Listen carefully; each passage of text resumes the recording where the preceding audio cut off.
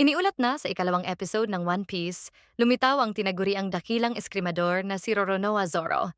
Ayon sa salaysay, dumating sina Luffy at Kobe sa Shellstown, isang bayan na kinaroroonan ng base ng mga marino.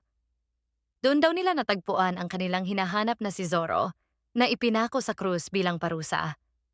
Isinalaysay rin na isang maliit na batang babae ang palihim na pumasok sa bus upang bigyan si Zoro ng onigire, ngunit pinigilan siya ni Helmepo, ang mayabang na anak ng kapitan.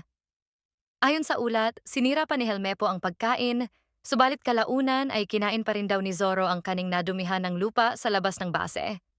Ibinunyag ng bata na ang bayan ay pinamumunuan ng malupit na si Kapitan Morgan na hinahayaan ng kanyang anak na abusuhin ang mga mamamayan.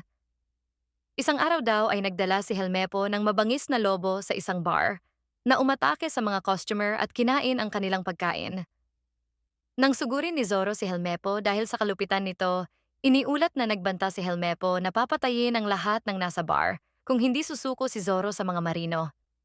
Dahil dito, napilitang sumuko si Zoro at ipinako sa krus sa loob ng isang buwan. Kalaunan, ibinalita na inamin ni Helmepo na balak pa rin niyang ipapatay si Zoro kahit pa may kasunduan sila. Dahil sa panlilinlang na ito, sinugod daw siya ni Luffy. Pagkatapos nito, nagtungo si Luffy sa base ng mga marino upang hanapin ang mga katanang kinumpiska kay Zoro. Ayon pa sa salaysay, iniutos ni Kapitan Morgan sa kanyang mga tauhan na magtayo ng malaking rebulto ng kanyang sarili sa bubong ng base.